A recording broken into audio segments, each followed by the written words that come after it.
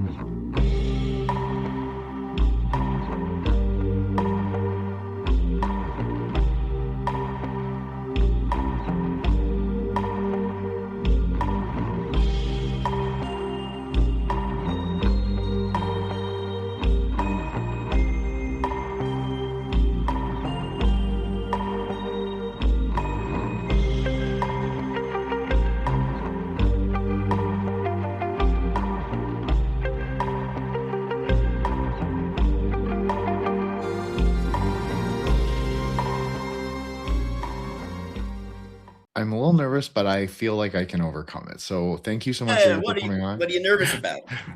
I just feel like with writers or people involved in like alt lit, especially because AppCon is the big name in alt lit, or at least it's the draw. People know exactly what it is. You have so many cool people around it. I just feel like a little, because it's not really my world. Like I'll go up against anyone. I'll go up against any occultist. Like people can go watch me on a Rejects Live and I will fight with, any living American occultist, no problem. Even Gordon White, when he was on the stream, I fought with him, RIP. But I'm just sometimes the paths of esotericism lead you to fighting the ones who aren't living anymore, right? Well, sometimes, and hopefully not though. But so thank you again, Jacob, for coming on. And also I want you to introduce yourself in the ways that you want to, and like all your multitudinous, endless, infinite projects that you're working on. Yeah, well, I am Jacob Everett. I am broadcasting from my loft office in my forested compound here in the Pacific Northwest. I am the founder, editor-in-chief, publisher, de facto poetry editor, and fulfillment intern for Apocalypse Confidential. And when I'm not doing that, I work at a liquor store. I would say that I am, based on my level of prestige in the alt-lit community, I'm arguably the most powerful liquor store employee. Well, I definitely appreciate that. People do respect you though, so like I have to like tip my hat at least for that. And and so I think when we were deciding on what to discuss, you had a really interesting idea.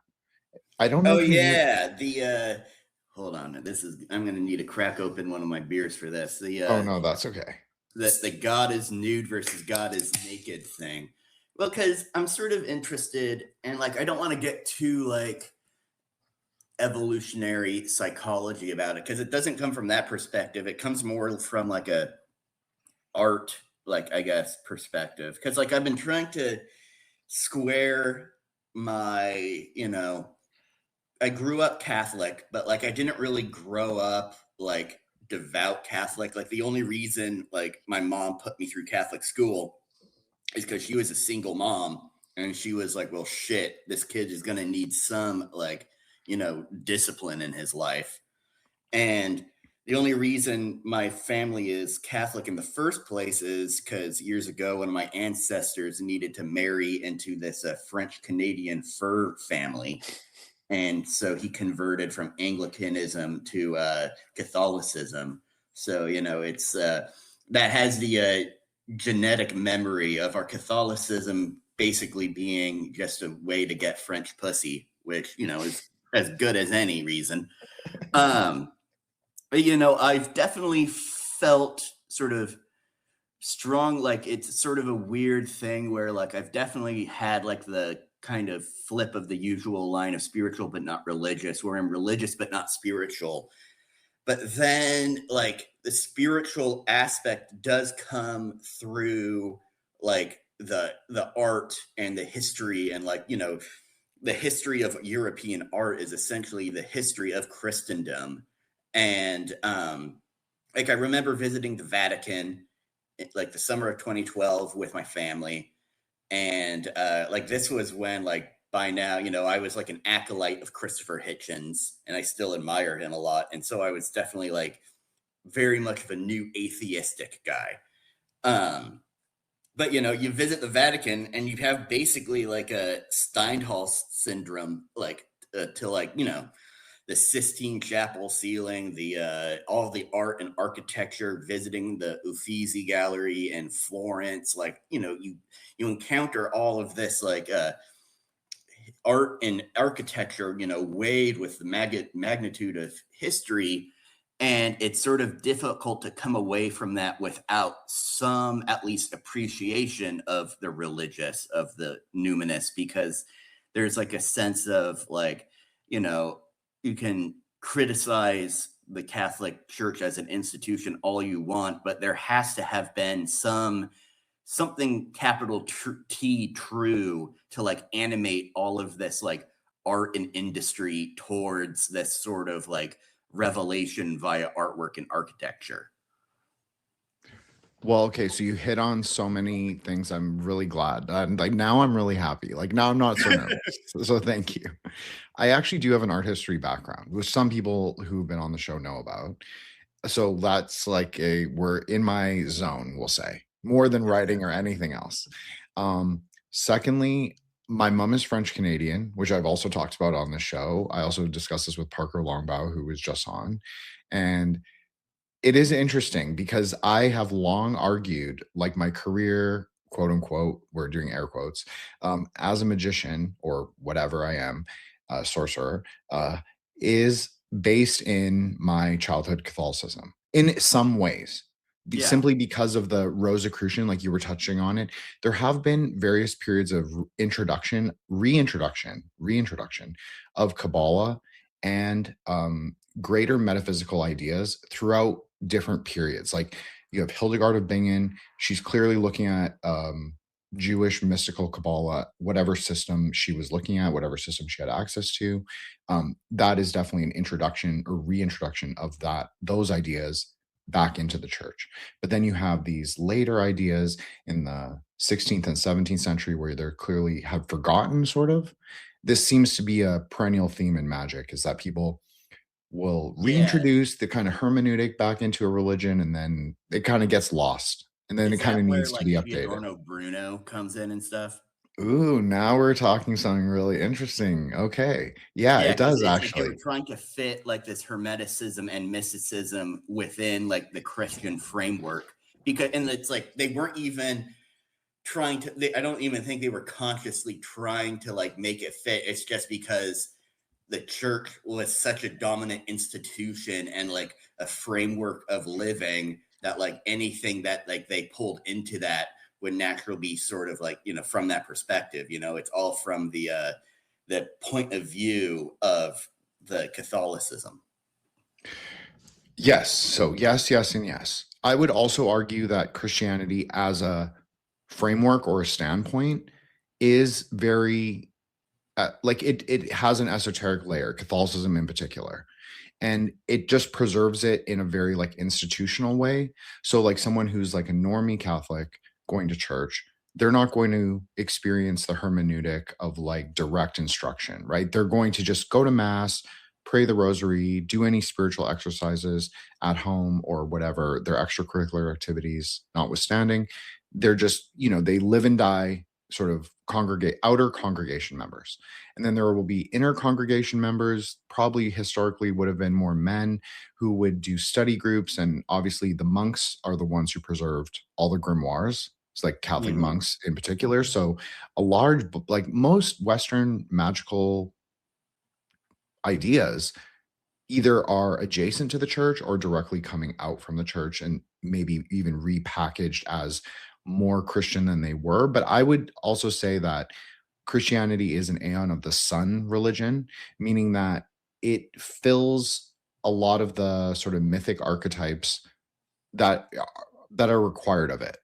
So Mhm. we don't have to get into like a whole discussion of the aeons and all that stuff, but I do think there's like a Mithraic, if people just want a really succinct idea, it's like a Mithraic idea. Christ fills all the sort of key components. There's obviously, if you use like my kind of Kabbalah, you understand it through iconography. And I think it is actually possible to understand it through iconography, but I think it takes a certain level of skill and like book learning, book textual reference to a wisdom science rather than just sitting in church and looking at the image. And but maybe that is also possible, but I think it's much more difficult. Yeah, I think like the latter thing of like just trying to let it like penetrate you as opposed to you penetrating it, like that definitely does require still, I mean, it requires a form of communion, as it were, where you have to sort of be receptive to it. And like, I mean, like people talk all the time about religious experiences, and like I use the term Steinhall syndrome, which is like sort of a medicalization of what arguably in the past would have just been called like a religious like epiphany. Um, but yeah, like also like, you know, maybe to just keep riffing is like I was hugely influenced by reading Da Vinci Code in like the 7th grade. And it was interesting because like I think I had a post about it where it was like my teachers were mad about it, but my priest wasn't. Like he was like, hey, it's fine to ask questions. You know, we're supposed to have the answers. Um, and like instead of like making me like sort of apprehensive of Catholicism, it made me appreciate it more. And like you can like sort of interpret, you could easily obviously interpret, and many do, of like the, you know, sort of parallels between, you know, the Jesus story and like, I don't know, the, you know, like different like mystery cults of that era and stuff. And like, oh, they just, you know, they just scammed it. But like, I think it's a lot more interesting to view it as like, I don't know, almost like the, what is it, the perennialism or whatever of like all of these different religions are like sort of interfacing and trying to like reveal like a sort of truth of the world. And I think this is where the God is nude versus God is naked thing comes in, because many of the atheistic or literalist interpretations of you know, the concept of God is from a photographic or naked perspective. Like they believe, like, you know, an atheist is as literal about God as like a sort of like evangelical who's like, well, we gotta like find Noah's Ark is. They just view it as like they're just coming at it from like a different point of view. And by the in like sort of the same way that in like art theory terminology, a nude is different from just a naked body because it is like rather than like a presentation of the nudity, it is a representation. And I think there's like there's a sort of like middle ground between like pure atheism, materialism, and like pure literalist faith or whatever, of like this sort of God is nude idea where it's like God exists the same way, the God or the spiritual realm or whatever you want to call it exists sort of in the same way like a painting of a naked woman is a naked woman, but it's not like a literal like one-to-one presentation of a naked woman, if that makes sense. That completely tracks with like how I've laid it out in the show and on other shows for sure. Because, well, let's move to a little to the east, so it's like I can speak of it like more directly with like direct knowledge. Yeah. Simply because I don't know if you know this, Jacob. I'm a tantric Buddhist. I practice Vajrayana. Pretty traditional in that, but I am expansive in my ideas of like magic and occultism, all that stuff. So, um, Cool. in tantric iconography, you'll see nude, especially the female dakinis, sky wives, quote unquote, air quotes. They are always depicted as nude. And so it's exactly hitting that secret third thing that you were talking about, because in Tantra, we would call it the inner outer secret dialectic. So there is an inner meaning, an outer meaning, and also a secret meaning. So Mm. those are all supposed to be accessible to the what we would call the upasaka or the practitioner from their level of practice. So if they're like an advanced practitioner and they look at the image, even if they don't know the source text necessarily, because there's many different practices, so they should be able to understand at least the inner layer or at least the first layer of secret meaning. So that's Mm. how we would consider it. So I think that this also applies to a lot of the Rosicrucian sort of like Jesus at what we would call, or Christ at Tiferet elements, like where he's pointing to his heart and like what that even means. And I think that there are the multiple layers of meaning in that. So that's one. But to go to the nude question, I find that really interesting because when the female deities are depicted as nude, it actually references their post-conceptual and what we would say is post-gunasic. So their quality-less nature. So it's kind of like how if you read Pico della Mirandola, or Mhm. you can listen to my episode with Greg Kaminsky on that. So that's also an option. But I mean, go read Pico. That's probably better to do. But he talks a lot about the infinitude of God, and you hear this a lot in both medieval and Christian Kabbalah, like God as sort of this. He's not really. He doesn't have a specific quality, but if he had a specific quality, excuse me, he would be loving kindness or infinite expansiveness. So both of those things can be the same. And so that's why they're nude, is because they're beyond our conceptual ideas, our conceptual identity, as well as like recognizing that whatever the divine force is, it's ineffable. It's not, we can't contain it necessarily in language. I know I just alienated all the people that are listening for you, Jacob, but yeah, you can't really contain that in words. And so I think that's a really interesting point, is that, and I think that it also speaks in Catholicism and like Catholic iconography. You will see sometimes certain female saints have bare breasts, or sometimes even like they'll be in like very violent situations, or they'll have like violent iconography. Like I'm thinking of Saint Lucy, where she holds the Saint Lucy of Syracuse. She holds her eyes on the platter, silver Oh yeah. platter, and there's many others, right? Like I'm thinking of there's a sorcerer saint actually from Portugal who's always depicted as a flayed body. So he never has skin, or he's wearing his flayed skin sometimes.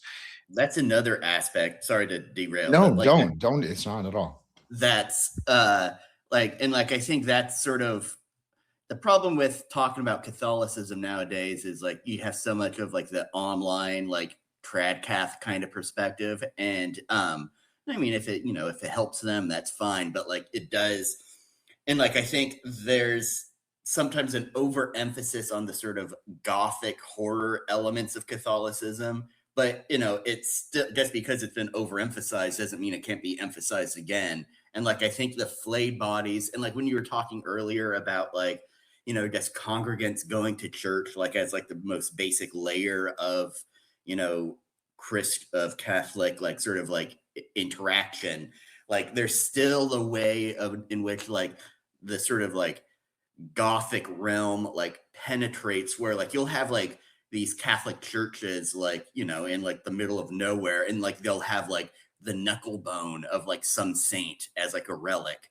And like that's like an extremely kind of like interest in like, not like, it's not horror because it's not horrifying, but it is like this, like I guess it is like a sort of like a dance macabre aspect to it. And I think about like how, like I kind of joke about it, how like Go Ask Alice, or Alice Sweet Alice, rather, not Go Ask Alice, but Alice Sweet Alice is like one of the best movies about Catholicism, because it's like set in like kind of industrial, I think Patterson in New Jersey, and it's like right after the Vatican II Council, and it's like basically an American giallo, but like the way that like the Catholic Church like functions like looms so large in this community is like a sort of, and it's not like a malignant or malevolent force, or, it's, occasionally a benevolent one, but it's just like this neutral presence that like through which like these like characters who otherwise, they're in New Jersey, they're not like, living it up in like Rome or whatever, they're able to like interact through the church with this like sort of more ancient, like numinous like realm, I guess. Well, so you touched on a lot of interesting things, Jacob. So I'm gonna riff with you, and like I'll just hit on what I hit on, I guess. So Perfect. like the Gothic elements. So like Memento Mori is I guess the online sort of encapsulation of that. The sort of relics of death. This is Yeah. a very important. If you're a tantric like me, who obviously started out as a Catholic, I now recognize what those things are, but I did not really understand them as a Catholic in the sense that, like, yeah, I was cool with it. I mean, I have no problems with the church. I'm not like, I was never like a trad cath where I was like, um, I have to be reactionary against Christianity just because I'm not a Christian now. Like, I Mhm. never felt that way. It was like a very easy transition for me. So I understand the sort of relics of death to be carnal ground materials, because in tantra we use a lot, conceptually we would think of a lot of things as happening on the carnal ground, quote unquote, but that carnal ground is also in your mind. So I think that is a lot of what the Catholics are trying to get at. And I also think, like, of course, it's very difficult to discuss Catholicism without discussing like the Pax Romana religion, like the Mhm. sort of Roman pantheon, where they would I'm forgetting the word, but they would enshrine. They would enshrine like ancestors as divine ancestors. I'm not saying that the saints are exactly the same, but there is a kind of parallel to that, where there's a kind of universalism where they're enshrining a lot of different personalities and characters Oh, is that into like the. the noble pagan thing or something like that? Yeah, I mean, but even with the martyr saints, like from the early church time, I Yeah. think that a lot of the adoption of those characters, I'm not saying they're not real. Of course, many of them are real. I just think that it's a sort of mimetic of the Roman original, or the pre-Christian Roman like inclination to like bring people into the hierarchy of the empire. So when the church replaced it, they're like, okay, we're going to bring these different cultural groups into the church by adopting their culture heroes, and who may or may not have been Christian, and a lot of them were Christian. And so what I'm trying to say is that I think Christianity, or at least Catholicism, maybe they over universalize, and that is sort of what the problem is like the waters become very muddy instead of being clarified, if you want to use a very like kabbalistic kind of metaphor. it Mhm. it does not allow for easy passage for the outer or the inner congregation member, for people who are trying to more deeply understand the hermeneutic. Maybe they have to become like how you were, Jacob, like an atheist, like a new atheist. Maybe they have to kind of go through this period of rejection, and before the ideas start to make more sense, like how you begin to access the deeper layer. Yeah, it's like the new atheism phase was sort of just like the controlled forest fire to like be able to like,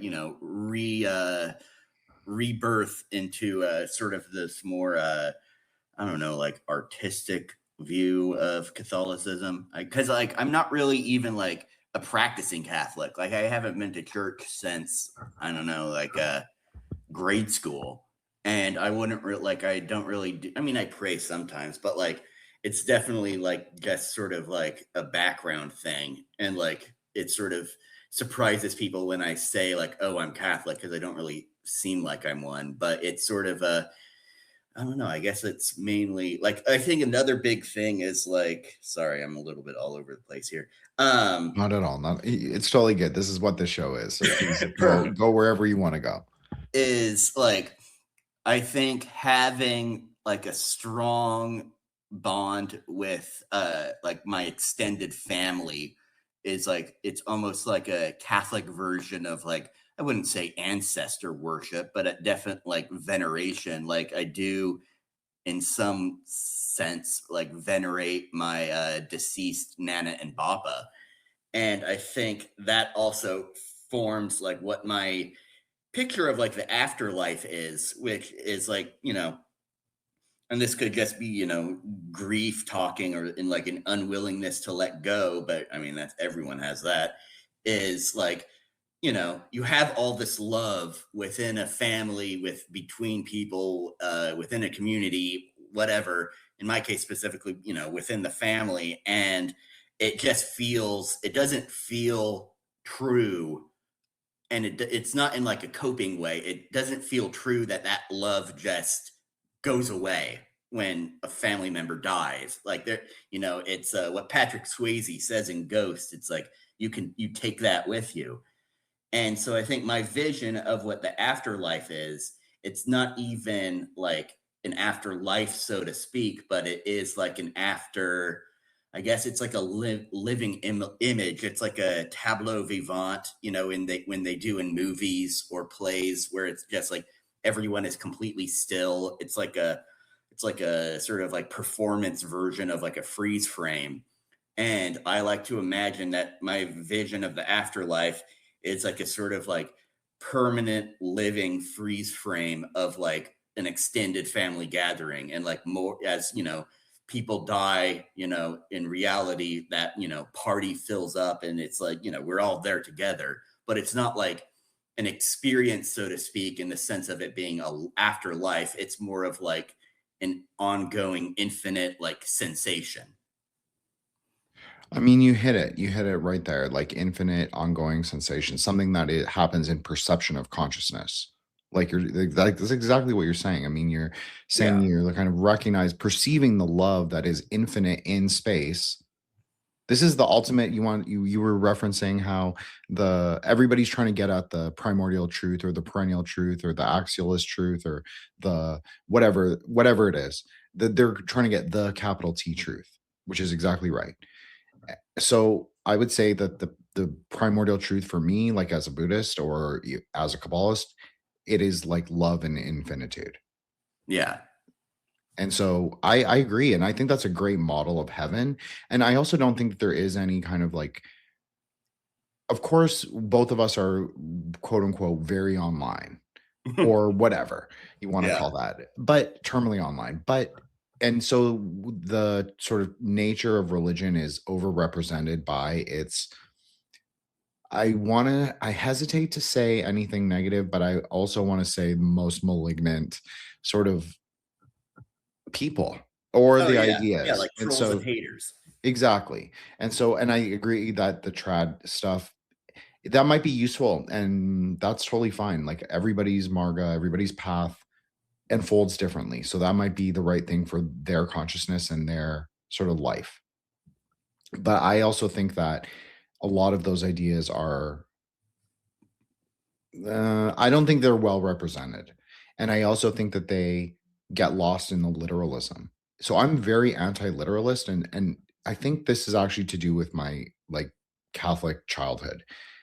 Just like you, we were always taught like St. Thomas Aquinas, he would always say like you are allowed to doubt. That's like a pillar of Catholic faith. Like you must ask questions, you must doubt things, you must sort of like ask why things are in the way that they are. Why That, does the church arrange it like this? So literalism and Catholicism do not go together very well. It might be more of a, thing now or where you have like people online who are like Templars or whatever. But I think traditionally, no. And I also think that for an esotericist, literalism is the antithesis. Is your arch enemy yes. because they deny actually the higher truth or the deeper meaning or whatever you want to say. They deny that kind of love and infinitude aspect of God because they would assign God a specific quality. And in Kabbalah, you're not really supposed to assign God any quality but that one thing, which is love. Yeah. Yeah, it's like, it reminds me of like, what's the there's that Susan Sontag line about like interpretation, or just like about like criticism in general, and she's using hermeneutic. She said it's like, instead of like a hermeneutics of the arts, we need an erotics of the art, where it's like a pure like sort of sensation appreciation. And obviously, you know, you talk a lot about like the hermeneutics of like, you know, in terms of magic and Kabbalah and esotericism and stuff like that. And like, that's like, if you're gonna go through, what is it again? It's like a wisdom art or a wisdom practice. If you're doing that, you definitely do need to have like a hermeneutic side. But I also think it's like, yeah, sometimes people can go too hermeneutic and be too literalist and almost like venerate the bureaucracy of the Catholic Church, as opposed to having a sort of more sensual, erotics based sort of interaction with Catholicism. That's an incredible point. And I think that actually plays a lot into Marian devotion. I don't know if you'll agree with this, Jacob, and you can totally disagree. That's 100% okay. But I think that her sort of composite archetype, and I'm saying composite because it's clearly like I'm not saying that they took it from the Pythagoreans, but there's clearly an idea of like the Trinity and Pythagoras, and like their magic system is very reliant on the three and the supernal triad. And Mhm. but I think that Mary, encompassing the mother and the virgin, I think that does play a lot into like the sensuality, meaning like the sort of dynamic, the relationship dynamics that people have to the church, but also to like the pantheon, like the figures of the church. Of course, she is the mother of the church. And so it depends on obviously your interpretation. But I think that as the primary female figure, I feel like she's probably the most objectified in terms of eros. But again, I'm not Western art history is not my was not my specialty or my background. So I'm just riffing, but that is my that is how I would interpret it. And I agree with you that I think that people do, if you're practicing wisdom science, you need to there's so many things you need to do. I think people think it's like just like about going and reading a spell and like lighting a candle. That's nothing to do with it. That's not magic really. And Mhm. that's certainly not Christian magic. I mean, of course, there's a time and a place, but I think that in terms of what like the greater Christian esotericism is, or Catholic esotericism specifically, or even folk Catholicism, because I think folk Catholicism plays a lot into this greater question of like people's relationship with the church and the, as you were saying, the institution and the bureaucracy. In my idea of the aeons, the institutions are kind of crumbled or crumbling or damaged in a specific way just through time, because Yeah. time is kind of the great destroyer in many ways. And so people sort of move outside of the institution, outside of the bureaucracy. So how do they renegotiate their kind of, you know, the way they mediate, or who mediates their relationship with God, or relationship with the saints, or relationship with the universal small c Catholic Church. And so I think folk Catholicism plays into that, but I also think like Marian devotion plays a lot into that, always has. Of course, you have like when Christ is depicted as mostly nude, but he's not. He's obviously always wearing a loincloth most of the time. I think like 99% of the time. But there is Yeah. like an element of eroticity, but it's not necessarily sexual. It's just I could see like the divine passions. There's something very eros sensual of the body about those things as well, like the 13 stations of the cross and sort of doing that meditation. Obviously, 13 is a magic number. So there's all these little things that I think are pointing to exactly what you're talking about. Like there's a relationship to your consciousness, to how you're perceiving your body as being part of the greater, again, small c Catholic body, but then also like Christ's body. Like, how are you partaking of that? And it's not just in the literal communion, but it's also in like the communion that you're practicing. I don't know if that makes sense, but Yeah, definitely. I'm trying to think if it sparked any. No, I think that's a very good way to put it. Like, definitely like the sort of the folk Catholicism is interesting because like I think that's usually interpreted in terms of like stuff like sort of like like in like sort of Latino like Latinx sort of like Deus de la Muertes, like that type of thing. But I also think you have like folk Catholicism in like when I think about like folk Catholicism, I think about like for some reason like like the priests of like the local Catholic parish like going to like my grandparents' house. This was way before I was alive. Like this was when my mom was a kid, going to like my grandparents' house and having fondue and like the fondue pot spilling on my grandpa. And like for some reason when you said folk Catholicism, I thought of that because it's like it's not like this high Catholic cathedral type thing. It's these priests just like in like a living room in like in 1970s Portland having fondue. If that makes any sense. absolutely, no, that absolutely makes sense. That is what I was referring to. So you were right to pick up on that. I'm not necessarily talking about faith traditions outside the church, although that can absolutely be, and it doesn't just have to be with non-canonical saints. Of course, there are, as I referenced, like right at the beginning, like there are, like Saint Lucy is considered a left-handed saint in like more Catholic esoterica.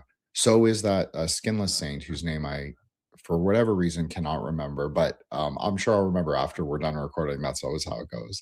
Classic. But St. Peter is a great one. You can go to any botanica and you will find a St. Peter candle. And St. Peter is usually depicted with a rooster. And so these all have like little esoteric meanings. So you can, that is definitely part of folk Catholicism. But I think that what you're speaking of is really what I was trying to get to the heart of, is like this community based or community oriented or community facing, exactly like that. It's like the clergy in the community, the clergy as the community, rather than it is not hierarchical necessarily. Like, yes, there is a hierarchy, of course, that people respect. And like I can imagine like 1970s Quebec, like my mom or my grandparents, like this exact thing happened. So I, of course, they respected the priest, but it's not necessarily like he's different. He's not like living some alternative, lifestyle. He just is part of the sort of broader landscape of their culture. Definitely. Yeah. I also remember we were riding bikes on the waterfront in Portland, and like seeing our parish priest like he's like going on like a jog, and he was shirtless and shockingly ripped for a priest. And it's like, see, that's a folk Catholicism right there. Well, it's certainly a type of Catholicism to see your priest shirtless. Yeah. Well, hey, It's interesting. Thankfully, the bad version of that never happened at my parish. No, and I wasn't meaning to imply that that's what it necessarily meant, of course. No, But I was know riffing. you weren't either. Riffing, totally. But I know, I do think that that's interesting, and I think it is kind of like speaks to what is the modern Catholic and what is like modern like faith. Is that even a thing? Like, can you be a modernist in the sort of like post-apocalyptic wasteland that is, I guess, contemporary identity or contemporary, like the, if you want to use the aeonic cycle, you can say like we live in this aeon that is like absolutely insane. Everyone is very decoherent. They all believe totally different things. Often people hold very contradictory ideas without necessarily reconciling them in themselves, and that's totally fine. I'm not criticizing that. I'm just, positing it as an idea, is that it becomes very hard to tie anything down to a specific worldview. So I guess I would ask you, Jacob, like, what is your personal relationship, if you have one or not, to any like supernaturalism or I hesitate to say magic, but that can also be like part of it, or the super mundane, or to anything like that. Like, what do you like recognize it in more broadly? Do you think it's more metaphorical, or do you see it as, or whatever, however way you want to describe it? I mean, I've always definitely been interested in like esoteric and like supernatural like ideas, like I've always loved like, ghost stories and like that type of supernatural stuff. And I've definitely been interested in more, I guess, like esoteric stuff. Like I read the Illuminatus trilogy in high school, and like so all of that like kind of like Robert Anton Wilson type of stuff was very interesting to me, because like he was like he was definitely a bit of a trickster guy when it came to that type of thing. And I think nowadays, I mean, I definitely think a lot of that stuff is real to some extent, but like I'm kind of more interested in it as like a mode of storytelling or folklore. This is especially true for like conspiracy stuff, which is sort of different from what you're talking about. But like, obviously there were people doing great work in terms of like actual like sort of like almost like material analysis approach to like conspiracy theories. They would call it parapolitics, and like for a while I was really interested in that, but like I've taken a step back, and like I'm mostly interested in like ideas of like, I don't know, like the whole idea of like Bush did 9/11. You can argue about that from like a more like sort of material historical perspective, but I think my emphasis, and therefore the emphasis of like Apocalypse Confidential, when it comes to that type of stuff, is like viewing it almost as like creation and destruction myths, and like sort of like a contemporary version of like mythopoetic folklore. And I think with Apocalypse Confidential, we definitely lean on that decoherence that you were talking about. Like we enjoy things being a little murky and messy. Like I was telling Dickie, our essays editor, that like the ideal essay isn't making an argument, but it's like crystallizing a viewpoint. And I think that's sort of like a good perspective for what our interests are in general, because ultimately it's sort of like, the collision of low lives and high strangeness is never going to be like a clear cut thing. And like a part of what makes that collision so like, urgent and interesting and scary in some cases is the fact that like a lot of it like really is incoherent and like doesn't make sense. I mean, I totally agree with you, Jacob. Like, I totally agree. Every point that you made, subtly and grossly, I agree with, because well, this is my sort of presupposition, is that we should be comfortable in the gray, especially Yeah. for the time right now. I do personally think, now this might be a little schizoteric, and like you, I was never really a parapolitics person, simply because I've always been a magic person. So we'll come back to Robert Anton Wilson. So let me bookmark that, but let me say Cool. that first. Okay. So I do think that 9/11 was a kind of Babylon working, personally, in my opinion. Now, what does that necessarily mean? It can be symbolic, it can have a metaphysical potentiality, and it can be a mythopoetic device to move us through a new time, to move us into a new quote unquote aeon. So I totally agree with you there. I think it can be all three of those things, and there's no contradiction. I also think that although my Kabbalah autist in me, which is mostly me, wants to resolve all paradox. Something that's really important for any good Kabbalist is you always want to resolve the paradoxes that arise by traveling the paths. I think that, though, for most people, they have to learn to accept certain paradoxes, and also because we are a kind of paradox because we live between like matter and spirit. We're kind of both and neither at the same time. So I think it's actually okay, and I think it's probably good. It's like good integration, if you want to use a really Jungian term, to accept that there are things that we don't necessarily understand, or that the way other people live their lives is not necessarily going to reflect our worldviews. So yeah, lean into paradox, at least a little bit. So coming back to Robert Anton Wilson, so he's a perennial favorite on the show. I cannot really, we can't talk about Robert Anton Wilson if I don't cite my Sochki episodes. So I have a 5-part series with Sochki, who is a Kabbalist, a Hasidic Jew, like a genius.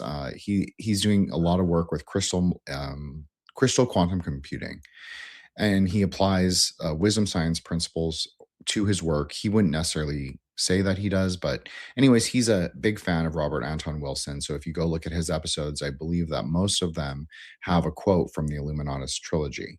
Nice. I will. Okay, so but so he brought this up. He brought up the idea that Robert Anton Wilson was actually part of the Illuminati that he was talking about, which is totally true. He was palling around with all of these same people.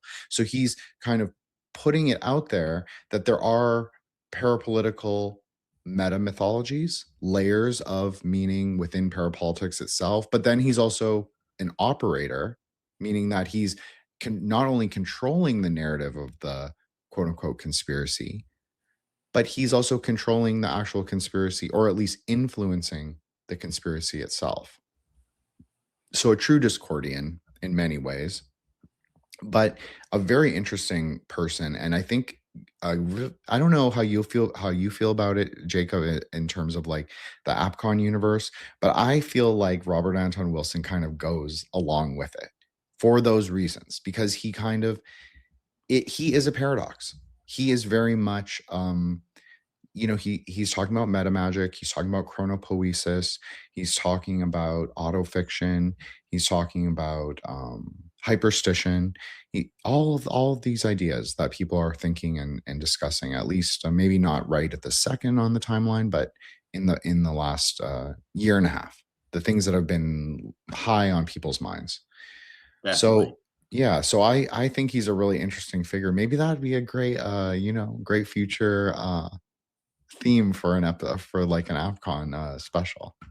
Yeah, it'd be. I definitely would want to do like you mean like a Robert Anton Wilson theme one, or just like a conspiracy one? And because like I have had this idea of doing a conspiracy special, and it would be print only. That's like basically like a channel guide, like back when you would get TV Guide, or like back when Turner Classic Movies had like their now playing like newsletter magazine, like doing one that would be like a fake channel guide for like an AppCon public access channel, and like all of like the capsule like synopses of like the programming would be like people sending in like their craziest like conspiracy theories, and then like there would be like a few like features for longer stuff. And yeah, it would be fun to like do that sort of like with like the Robert Anton Wilson spirit in mind. I think the problem is like so much of like the current parapolitics scene, so to speak, is extremely self-serious. And like that's fine, because like I mean I understand that they're coming at it from like a kind of Marxian historical like material perspective, but like they don't really have like any sense of like a kind of like not nihilistic, but just a sort of like it is what it is sense of a joie de vivre about it.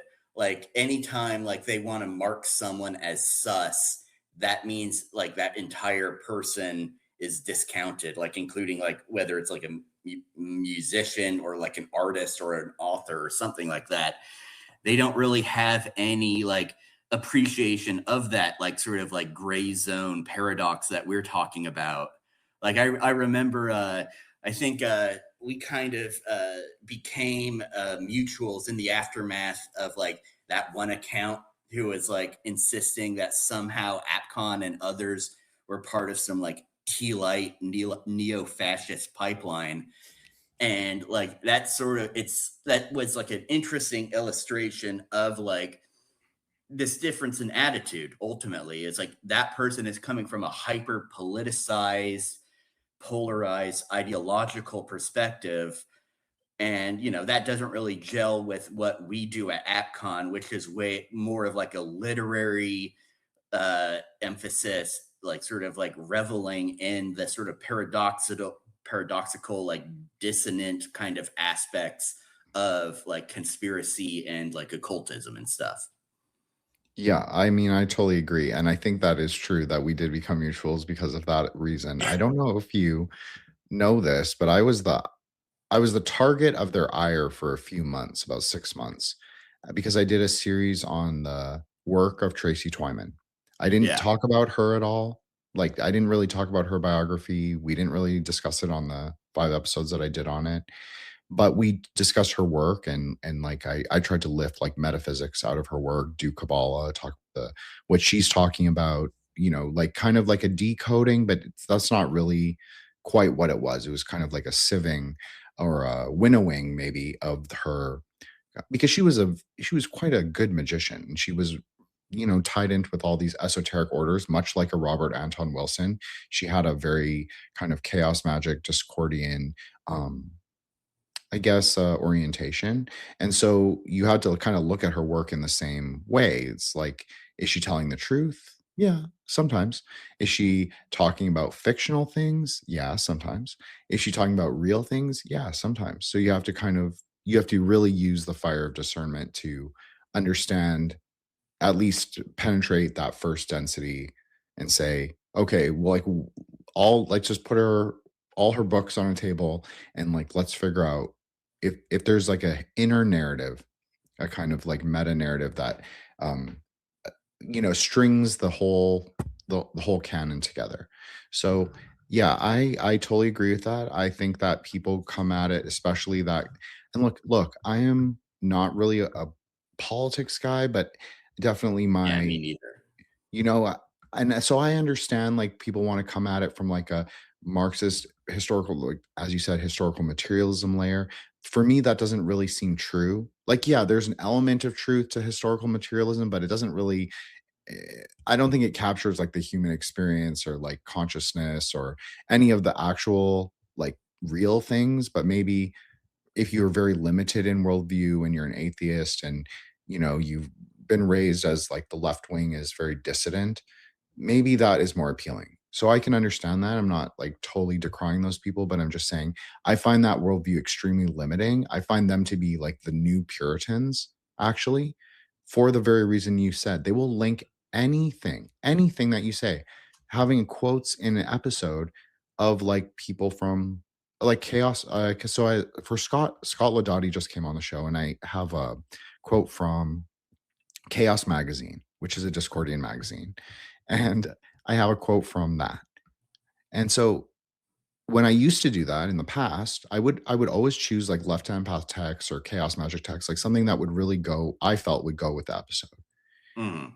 They would immediately say, oh, okay, he must be this because he's sort of repackaging the ideas. No, I'm just looking at the ideas. I'm just trying to, do a little meta magic, like, relay them to the title card, relay them to the episode, like what the meat of the episode is. So I think that people have gotten really lost in that, Dave. This is just my personal opinion, Jacob, and it doesn't reflect at all on you. I just wanted to like be clear on that. But I feel like people have gotten really lost in that Dave McGowan anti-occultism sort of mindset. I think it's really detrimental, and I think it's really dangerous, because if you cannot appreciate metaphysics for what they are, which is not inherently right a right-hand path, like it's not inherently traditional, and it's not inherently left-hand path, not inherently transgressive. It's somewhere in between in that gray zone you were talking about. I think that your ideas of the world are gonna be very extreme. So Yeah. I try and bring it back to the middle pillar, quote unquote. So that's for me. But anyways, I'm sorry, I didn't mean to rant about that, but it has bothered me for a long time. No, I mean, it's bothered me too. And I'm like very glad that we're doing this. So we're able to sort of, finally, I got to talk to someone else who was implicated in that sort of bullshit. Cause it's like, it's just so funny because it like sort of reveals what their sort of like hangups are. Like they can't conceive of anyone doing something without like sort of some like ulterior, like instrumentalized, like ideological purpose. And they also have like such like a miasmic theory of like ideas where like like I'll read like all kinds of people who I like completely disagree with. Like I think Julius Evola was pretty stupid in like a lot of cases, but like I'm still gonna read it, like his stuff, or read like about him because like it's interesting to me. Like it's like, what the hell did you think low lives and high strangeness meant? It meant this sort of weird, often uncomfortable, like dissonant kind of like juxtaposition of different things. And on the Dave McGowan point, like, yeah, I definitely agree that they have developed a sort of maybe it's a Dave is naked, rather Dave is nude attitude about his work, where they view everything literally. It's like, oh, some like serial killer happened to kill someone on Hitler's birthday, therefore X, X, X, Y, and Z. But like to me, what's so interesting about like books like Program to Kill and like weird scenes from inside the canyon or whatever is that they are like contemporary like folklore. And like that's always been like my attitude about that stuff. I think that's exactly how to treat it. I think treat it as like new American folklore. Don't take it literally. Yes, there are interesting connections. Of course, there are cultists involved. Everybody um likes to, pin the all the crimes on the magician, but the truth is the magician is just one archetype. Many people play that archetype. Many people are interested in magic, a lot more people than, just the serial killer or his handler or whatever it is.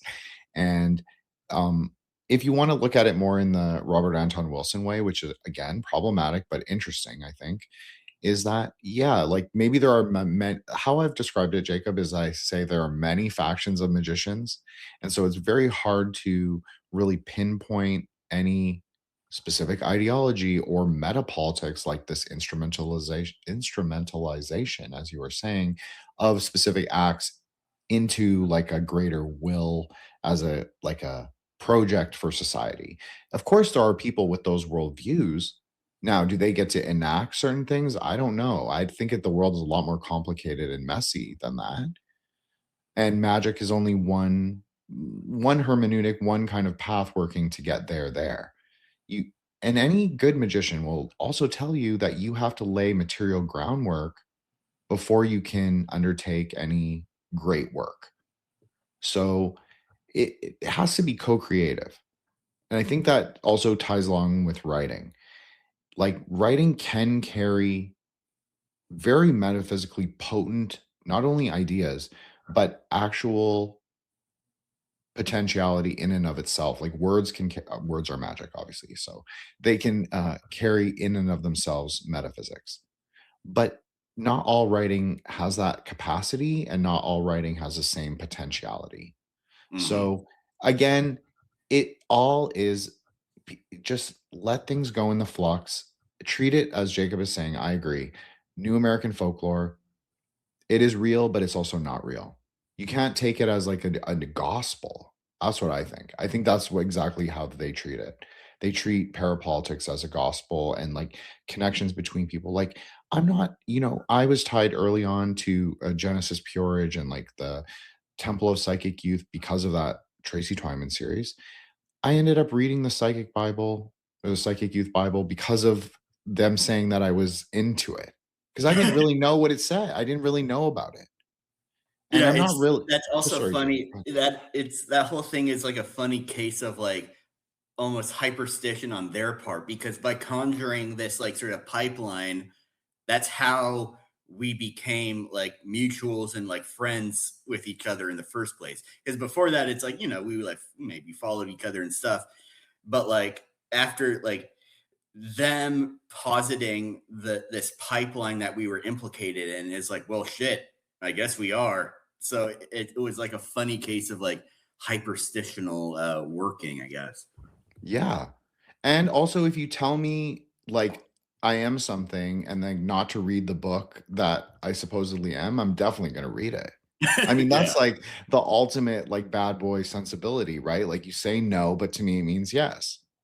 yeah, So, but yeah, no, I totally agree. I think, pattern recognition is useful, but like you can take it way too far.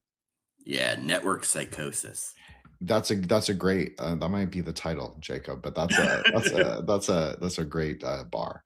Um, but why don't we discuss a little bit about like how you relate to, like, where do you see AppCon going in terms of quote unquote alt lit? Do you like that label of alt lit? First, maybe that's the first part of the question. Secondly, where do you see AppCon in it? And where do you see AppCon going? So I guess it's a three-parter. I apologize. No, that's fine. Alt lit, I mean, I'm fine with it. I generally, because I think alt lit sometimes refers to a specific era and like style. Like that's like sort of maybe more like 2000s Taolin type thing. But like as like a general term, I'm fine with alt lit, online lit, indie lit, like whatever whatever, it is, it's still going to be lit. Um, and where does AppCon fit into it? I mean, I think it is interesting how, we do have like a pretty big presence, and I'm very proud of that. And sometimes, like, I do have like, I wouldn't say imposter syndrome, but like sort of like an appreciation of like how institutions develop. Like, I mean, I just started it like on my laptop when we were like, sent to work from home after COVID and then like never just returned to the office. So I had I had that sort of like freedom and flexibility to start it. And like for the first year, it was only me. And then like I brought on people in the second year, and it's given me like an appreciation of like how like things that we think of like as these like gigantic institutions. And I'm not saying AppCon is like, we're not on the level of Penguin Random House, but we'll get there someday. Is like, you know, someone could just start something, and as long as you keep at it, that thing is going to grow and develop and become an institution. And I think that's very exciting.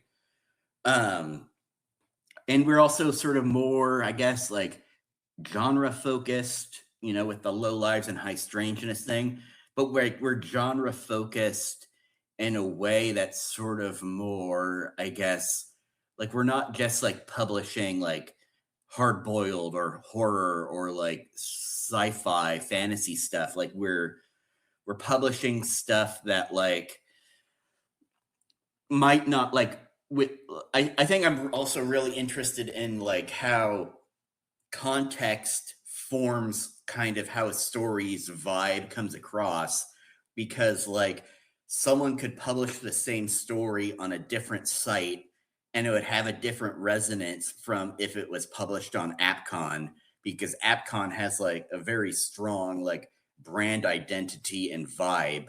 And so if it's published by us, there's like a specific sense of like what the reader should be looking for in the story of like, okay, AppCon published this. Why is this an AppCon story? And you read it from that like lens. And where we're going, well, I mean, we're definitely, we're ramping up to try to get some investment. Like, I'm not going to say the numbers, but like, we're trying to get up there. A huge thanks to like, my uncle for being sort of my consigliere for it. The ultimate plan would be like my big white whale, besides like sort of more print editions of specials and print only like anthologies and stuff like that, is like I really want to start a streaming service.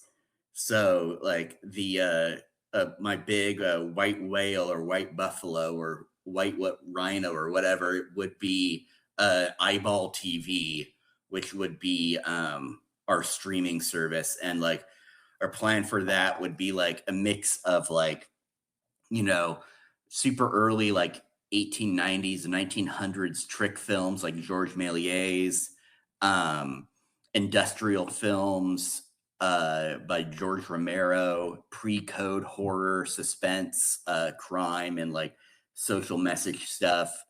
Public domain like 1970s like Euro sleaze and slasher stuff. Like my vision is I definitely have a bit like of megalomaniacal designs, you know, not in a bad way, but like my attitude is like I don't want to just keep AppCon in like the alt-lit corner. You know, I wouldn't be satisfied strictly with that. I'm definitely satisfied with it now, but like my aspiration is like definitely like Disney level.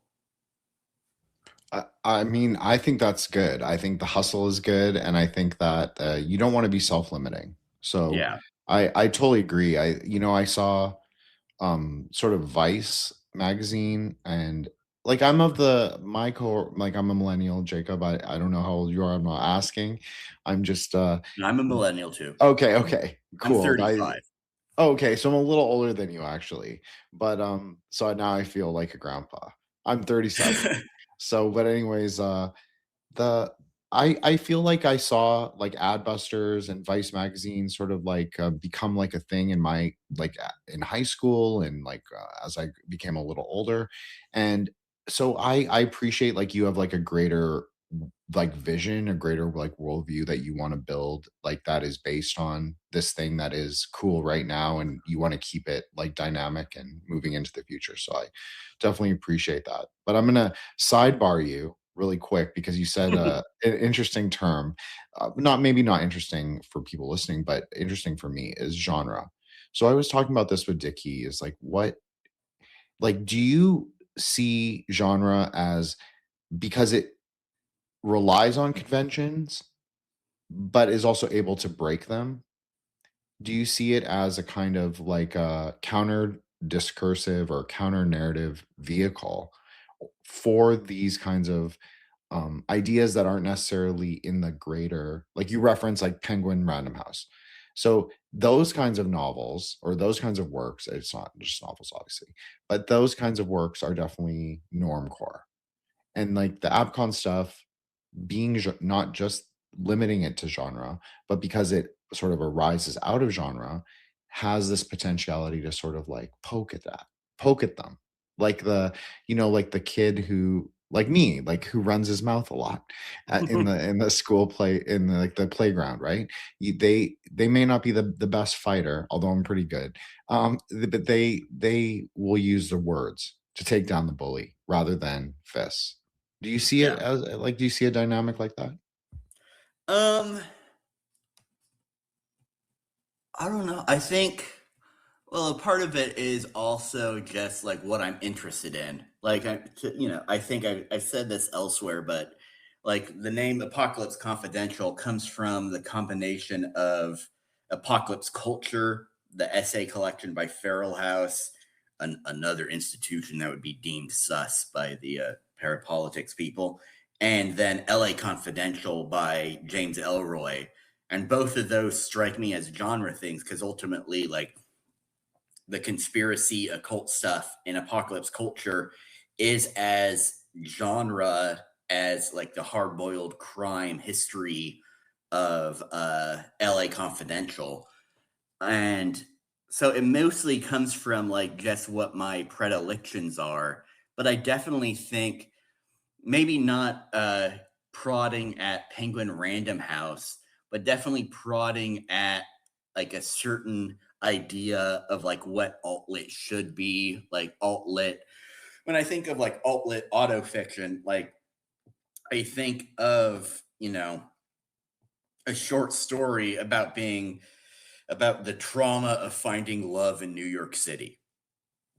And that's perfectly fine. Like, if that's what your form of expression is, and like that's what you want to write about, and it's like either cathartic or, generative for you, then, knock yourself out. I'm not knocking that specifically, but it's definitely not what AppCon is about, because like while other places will like, publish stuff like that, we're doing stuff like a Holy Grail special, or like an American folk horror special, which is what American Bestiary is basically. And so I think, for now we're just prodding at other places in the alt-lit sphere. Well, I, for one, am very excited for American Bestiary, or Bestiary, but like American folklore, because I do think that like America has a lot of potential in terms of like monsters and like the syncretic mythologies that arise here, because you have like such, well, we were talking about French Catholicism, so I'll reference that again.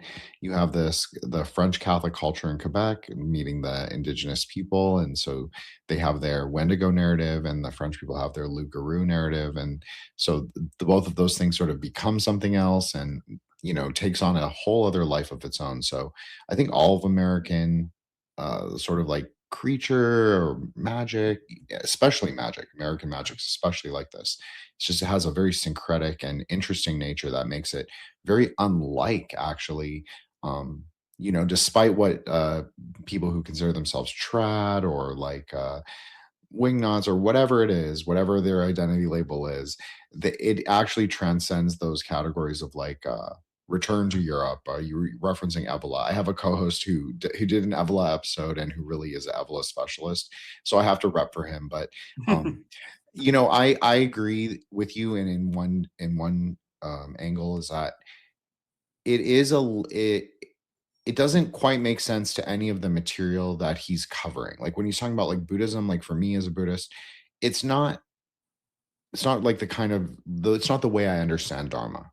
But for like maybe his more European audience, that is maybe perhaps the vehicle for them to understand at least a little bit more, and then building their knowledge, they can actually like sort of explore what greater Dharma is.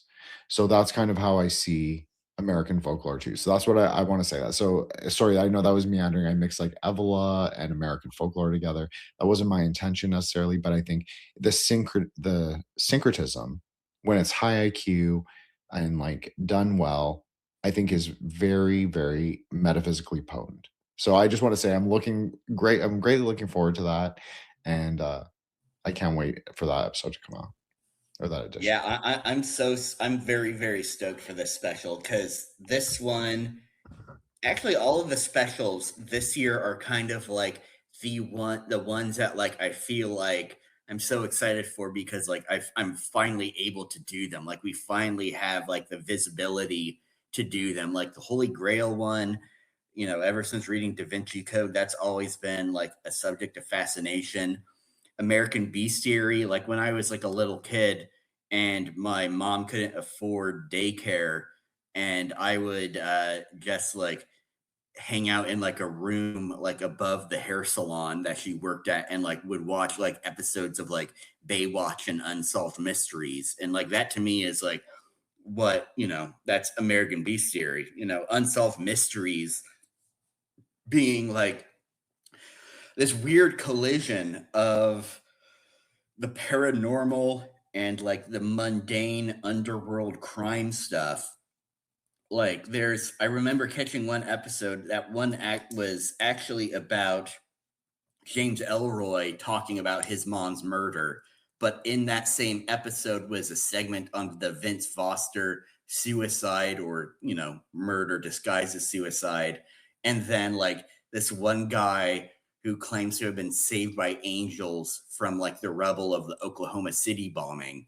And so that like juxtaposition of those three different things, one being like a sordid like Los Angeles area murder, the other being like this sort of like conspiracy, like DC intrigue type killing, and then the sort of like supernatural, like sort of intruding on like a very sort of horrible, like kind of like contemporary like terrorist event. That's to me is what American Bestiary is all about. And then after that, we're doing Erebus, which will be the shipwreck special. Like we were talking earlier about, like, 9/11 being this kind of like a Babylon working type sort of event.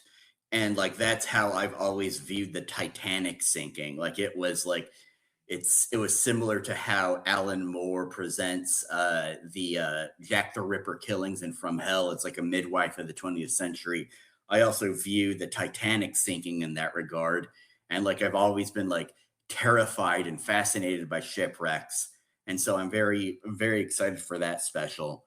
And then the last special is going to be 9413, which is named after a short surrealist silent film from like the 1920s called The Life and Death of 9413 and a Hollywood Extra.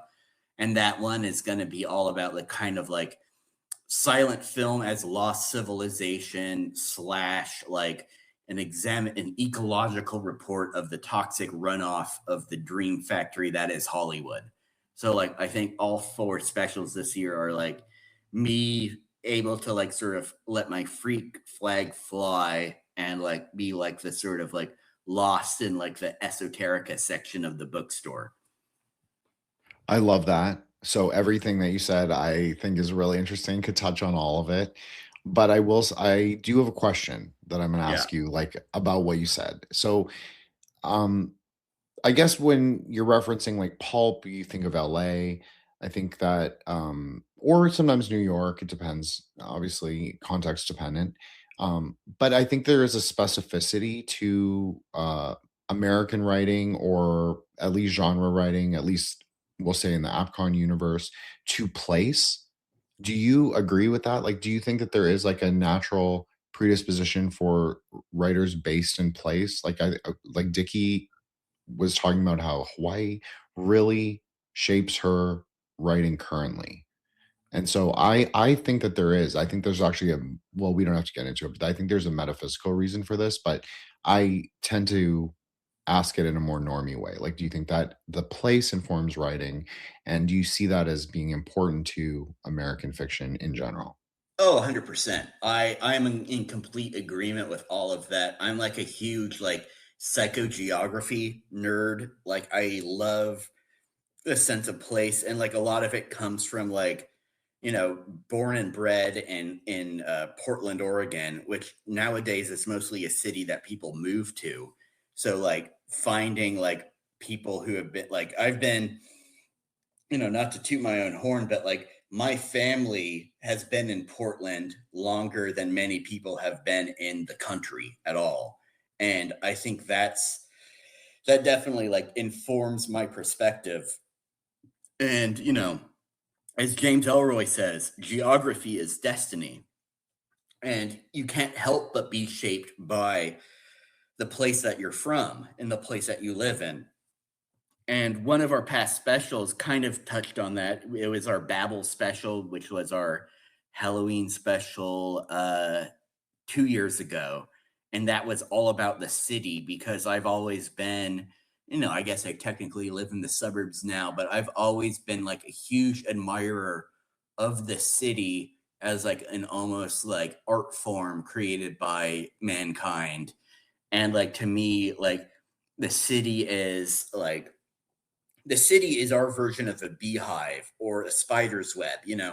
A spider and a bee, they naturally create their hives and webs. But for us, we naturally create cities. So there isn't like a disconnect between, nature versus an urban environment.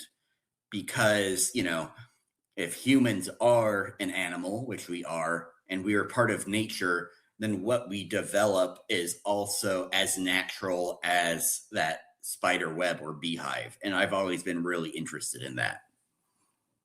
That was a great answer.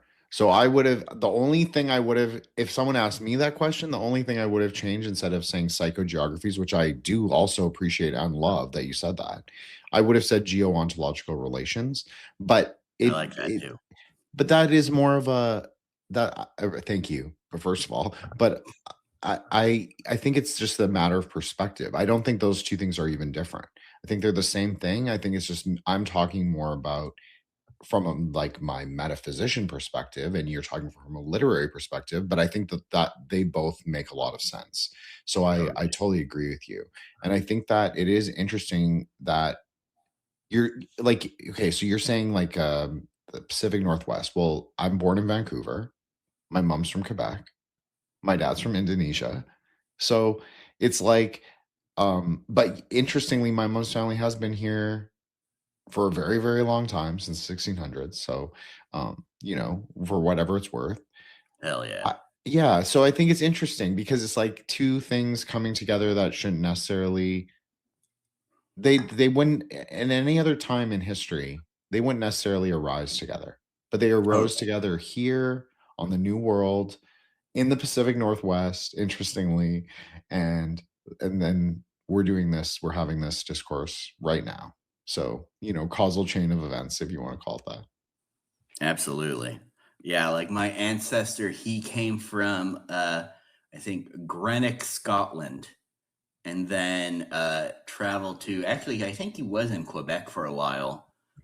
And then he became like the sort of right-hand man of John Jacob Astor. Like basically everything west of the Mississippi was his like sort of domain in the fur trade. And like, it's like you start from there.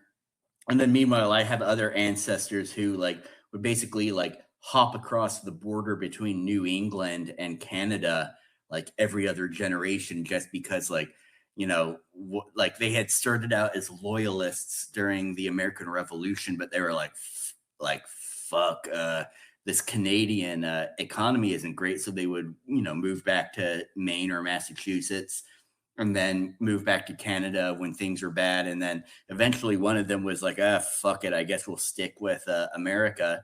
And then one of them moved to Oregon.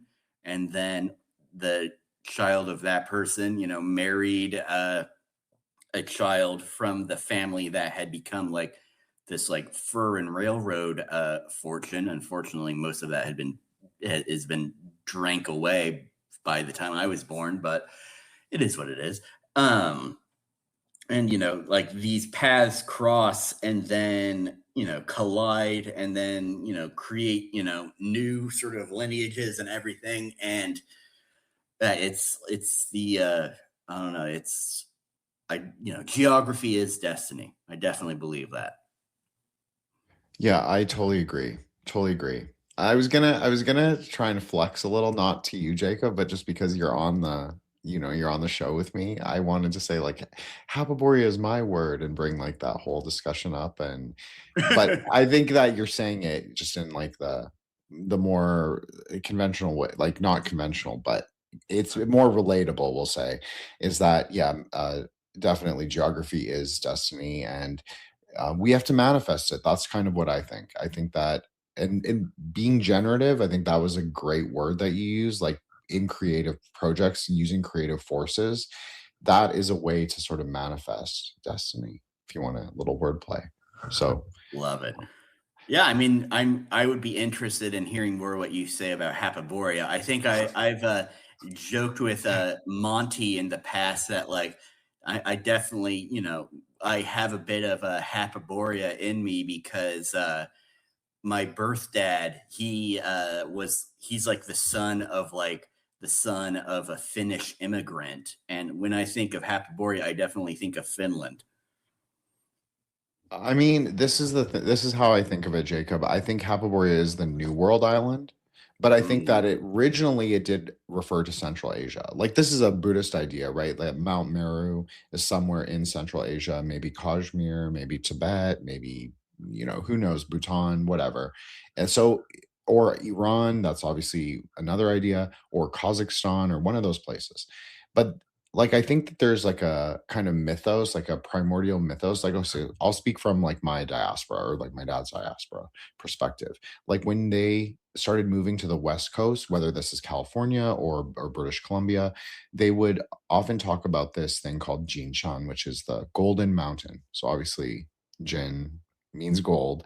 So they would it's sort of like the movement towards this primordial or this mythical place that would offer them like worldly and spiritual kind of riches.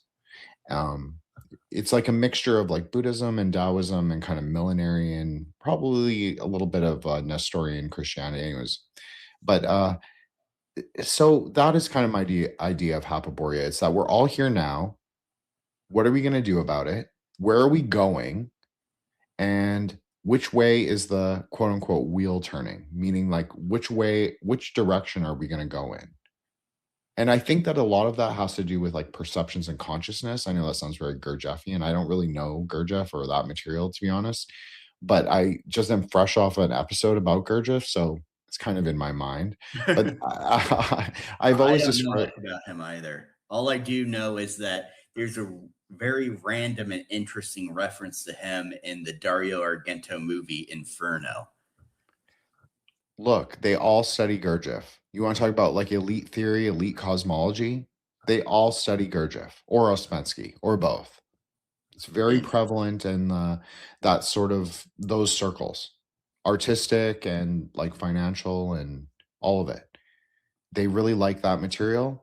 I think it's because it's very flexible, and I think it's because it can go with anything. They can believe they can have like a vast variety of different beliefs. They don't all have to think the same thing, but they can all practice doing what Gurdjieff called the work. So I think that's a big part of it.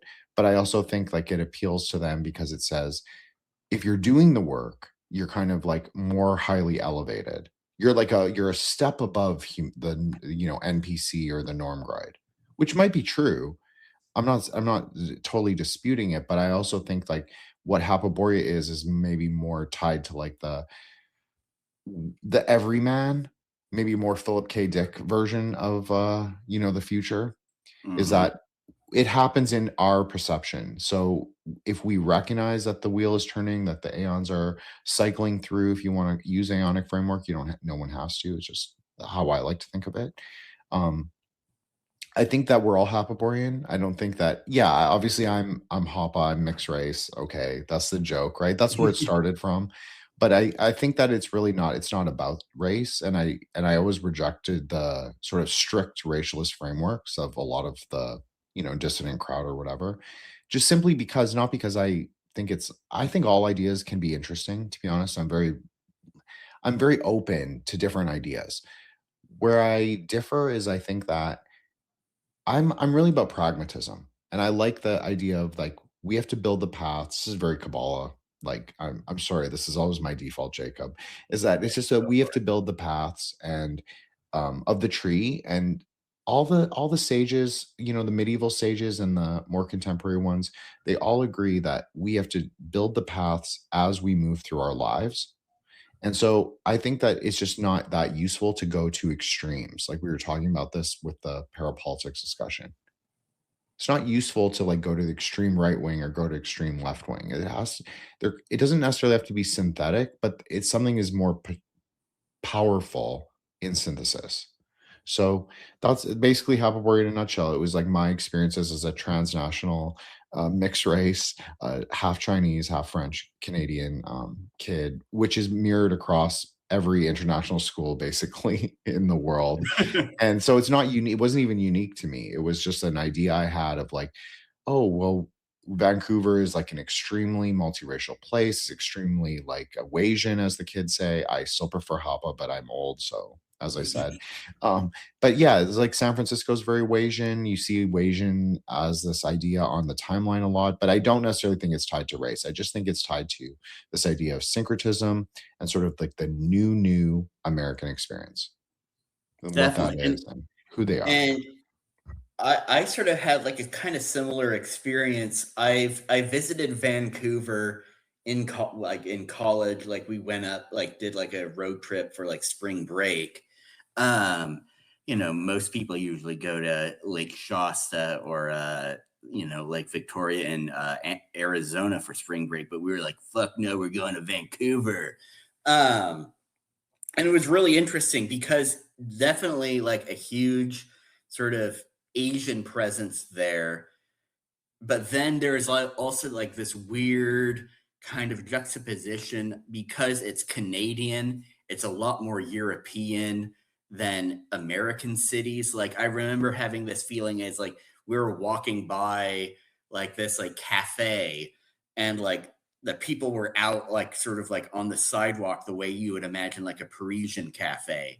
And it was like really interesting to see that in the context of like a city in the Pacific Northwest that otherwise has like a lot of similarities with Portland or Seattle, but like beyond that has like these both like Asian and like European city characteristics. That's a great note because Canada is very waspy. And I'm not just saying that like as a French Canadian who, all French Canadians hate Anglos. That's kind of the joke. But no, it's absolutely true is that especially Vancouver. Vancouver has like a very old money, waspy sort of foundation as their like the founding community. But they've also always had a Chinese presence since the very earliest days. And so you do kind of get this very interesting like mixture of, and so you have a lot of like cross pollination of the ideas, and that's sort of also Hapaborean is that you do just have like there's no episteme. It's kind of like unclear where everything comes from. Everything is. I'm not saying like it's all like a soup or a mixture, but there is. It's just it's multifactorial. So one thread that like I was thinking about when you were talking about like that sort of cosmopolitanism mixed with like the sort of like melting pot plus like my own observations of when I was in Vancouver is how more than any other city I've lived in or visited, Vancouver feels like the most either actual or potential as like a cyberpunk city. And I'm interested in because so much of like cyberpunk iconography is like a kind of like occidentalized like Asian influence. When you think of Blade Runner, you think of like Atari ads and stuff like that. And so I'm curious what you think of how is cyberpunk like a positive vision of Hapaborea for you, or is it like a negative one? So this is a multifactorial answer, Jacob. So I apologize in advance. I No won't problem. meander though. So I want to first shout out Justin Cole, friend of the show, because we talked a little bit about this, about Vancouver and its sort of cyberpunk nature. Because William Gibson does teach at the MFA program at UBC. So it's kind of impossible to like not reference that Totally. because he is cyberpunk sort of in a Yeah. way, or the father of it at least, grandfather or whatever. So I think maybe Vancouver. Okay, so I look at a lot of archival photographs of the different Canadian cities and American cities too, but a lot of Canadian cities. I'm very into it right now. Yeah, And I've so seen you post like some like old photos of Vancouver, and I love that because like I love doing the same for like old photos of Portland. So right, so you keep totally doing get me. So so fellow traveler, I'll speak like that. So if you look at the city then, it is like a totally different place than it is now. Now it's very condoized. It's very much, um, it looks very similar to, it's much more similar to Seattle than not now. Yeah. Like a very highly like ultra developed. There's Canada has a lot of real estate. I mean, every place has a lot of real estate development, but in Canada, there's been a hyper focus on real estate development in the last like 30 years. So a lot of condos, a lot of sort of the public spaces of Vancouver have sort of been eroded. I'm not saying good or bad, but I'm just saying that it's not quite the same city it was even when I was a kid. So But I do think your idea is really interesting, that instead of having a orientalized or how did I forgot how you phrased it, but it was really great. It was like the orientalization of the Occident. I think I said like occidentalization of the Orient or something. Okay. Okay. No, I like that. I like that. But I think that you can also posit that actually Vancouver is the opposite. Because if you look at how Chinatown developed in Vancouver specifically, well, let's start over on the island. So Victoria is actually the place where it's the oldest Chinatown in North America. Now, this is contentious, and the San Francisco bros can come for me. That's totally fine. But really, it is. It started in Victoria as the oldest one on the West Coast. But it's also one of the oldest in North America. So is Vancouver. I'm not saying it's older than San Francisco, but I have to rep my city. So for me, it's the Yeah. oldest. So definitely how the diaspora came, expanded, and then in the 80s, there was a huge influx of Hong Kongers. So they even call it Hongcouver. That used to be a name when I was a kid, but now it's all mainlanders, right? So even the ethnic composition of the diaspora is very different than how I relate to even the word diaspora. They all speak Yeah. Mandarin, they're from mainland China, they have different kinds of jobs, they're integrated in very differently. So Yeah, sorry to interrupt, but like no, don't the please interrupt. The Hong Kong thing is interesting because like at that time, like in the 80s, I'm assuming like Hong Kong was still a British colony. So there's that like additional layer of like difference from like mainland China. Totally. This is a really good observation because like all the Hong Kongers speak English, right? And they speak English with it's sort of halfway between a British, a little Singaporean, although the Singaporeans will get mad that I say that, but whatever. And then a little bit Australian. So it's like a kind of a mixture of those, like a British colony English. So absolutely, that's totally true. And so I think that a lot of what Vancouver is, if you want to say, every city has kind of like a soul or a spirit, at least. I would say that that sort of Hong Kong Chinese element is a big part of Vancouver because food culture in Vancouver is so important. And I know this gets talked a lot about on Twitter, like, oh, Asian American writers are talking about their lunch, like trauma every, and it's so fucking lame. It really is. I'm just going to say it.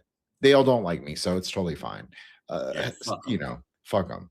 So, but Vancouver has amazing dim sum.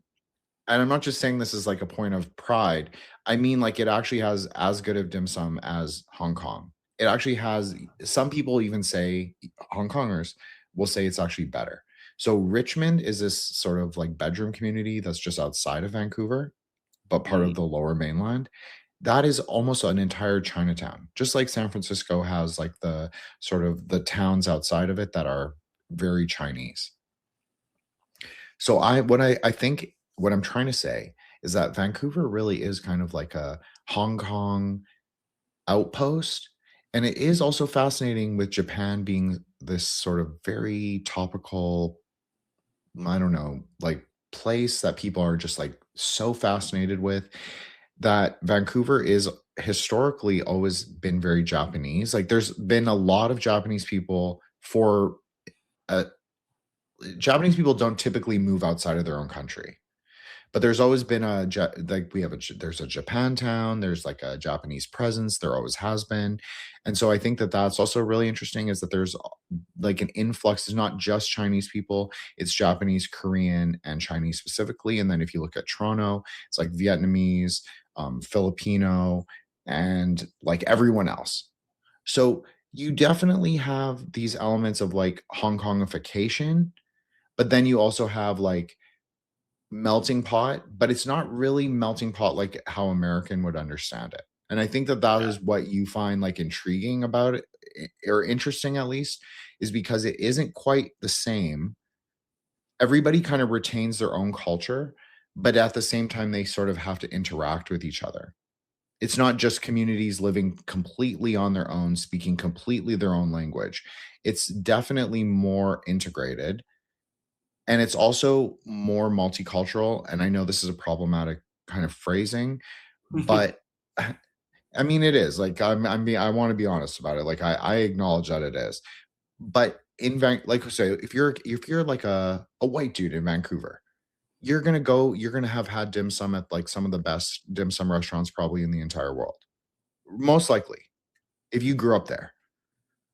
And you'll go to Richmond every Sunday. Like that's what we did when we were kids. We go to Richmond well, we ate dim sum a little more than that, but yeah, if my dad loves it, so we'd go every Sunday. They would choose between like one or two places that they really liked, and you go and do that. So that's part of your like cultural quote unquote experience. So I think that, but that's a broad cultural experience. I think that's a cultural experience that a lot of Vancouverites and a lot of Torontonians also have. So I think that that's what Hapaborean really is also.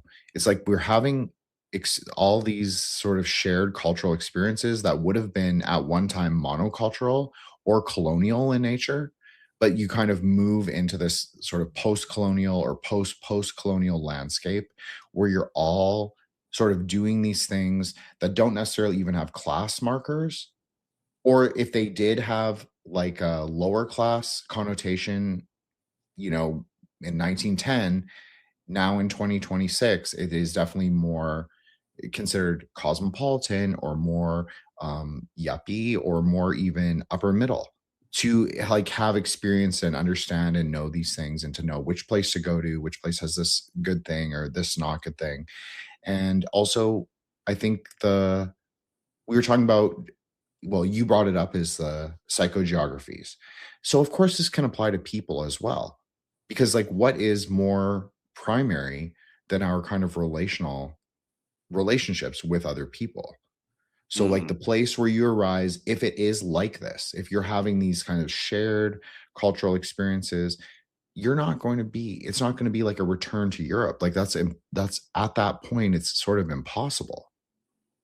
You can only like move forward with the materials that you have. You can only build the house with the brand of bricks that is available to you.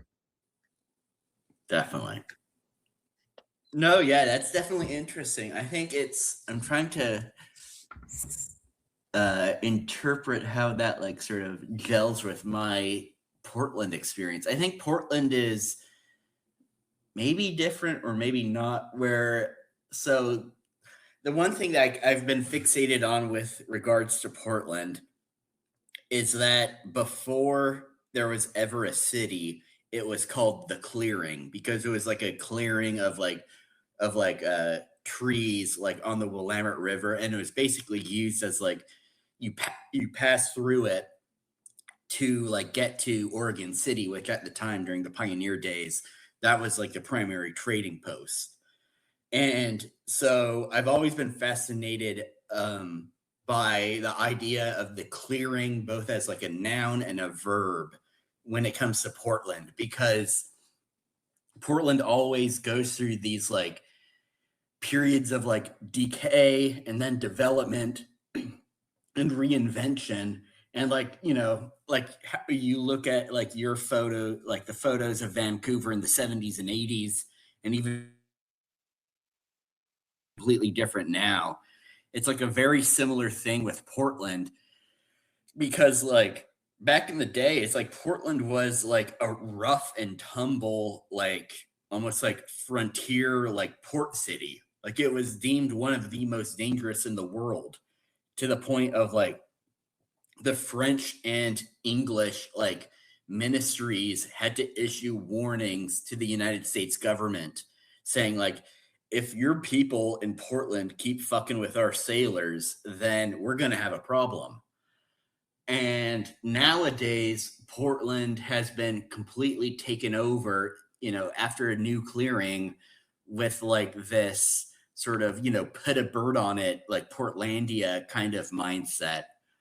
And I don't know, I guess like a part of like my mission is to like, in terms of my like local mission, is to like remind people that like, no, like Portland isn't just like this like sort of like sterilized kinfolk magazine, put a bird on it, like, Ace Hotel style, like hipsterism.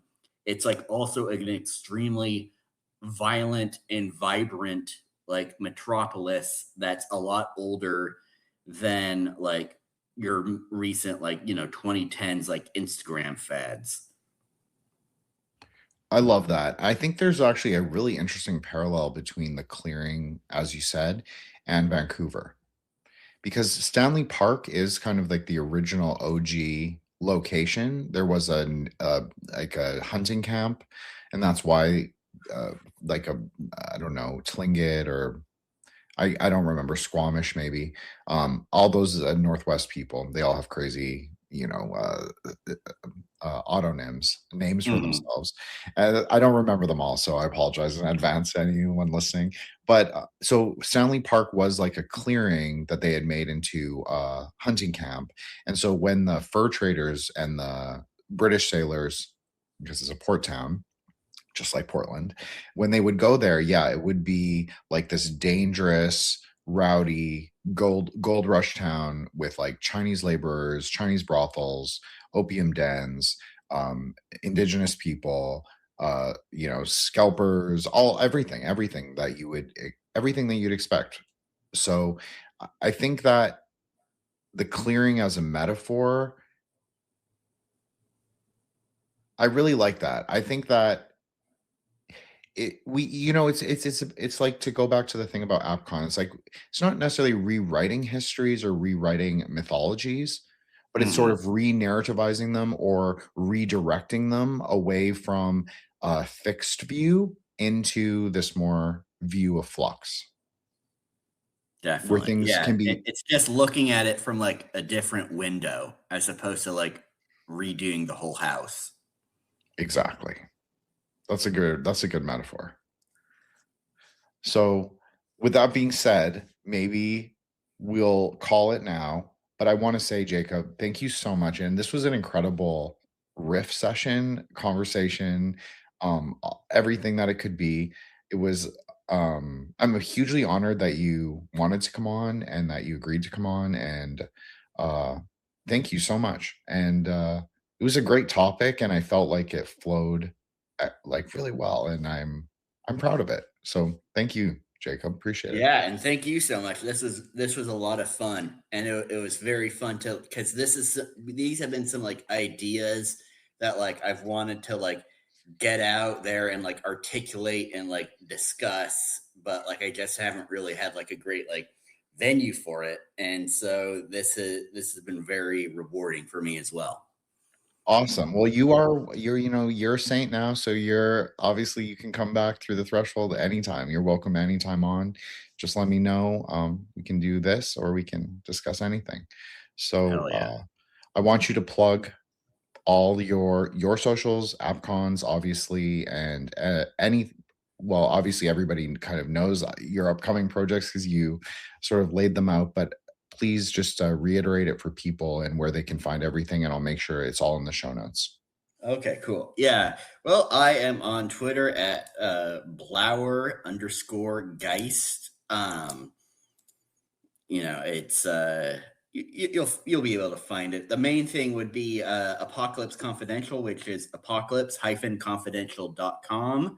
We are also on Instagram at apocalypse_confidential.com and on Twitter at appcon_mag.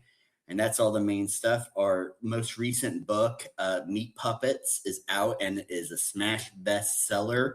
We have sold out of our first print run, and it's honestly been difficult being on top of orders, on top of my liquor store job, but it's been a great problem to have. Our next book, Year of the Mountain by Max Halper, is a kind of like a metaphysical murder mystery type thing.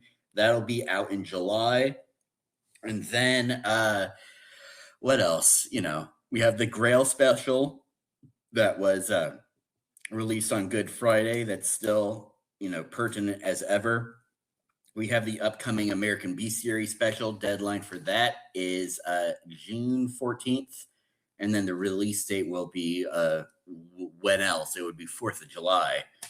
And then, after that, a lot more to come. Awesome. And I just want to say, like, I love the Grail one in particular, simply because I'm really a Gnostic at heart, Jacob. Like that's like really, I really am, and I love them. I love Mary Magdalene. I'm very fascinated with her. And anyways, we don't have to get into this. We can talk about this another time. But I just want to say that one has a special place in my heart. But I'm really looking forward to the American Bestiary. I know everyone who's anyone in quote unquote alt lit is going to be flexing their lit muscles and submitting things. So it's going to be interesting, I think. And I know everybody will do a great job. So thank you again, Jacob. Obviously, if you want to, we love OpCon on the show. So if you want to send anyone over to have discourses with me and promote their work, I'm more than happy to have them and to invite them on the show. So thank you so much for coming. Hell yeah. Awesome. Okay. Thank you, Jacob, and have a great night. And everything will be included in the show notes, and I'll make sure to, tag you, tag contact, do the whole thing. So sounds perfect. Awesome. You have a good night too, man. You too. Thank you so much. Appreciate it.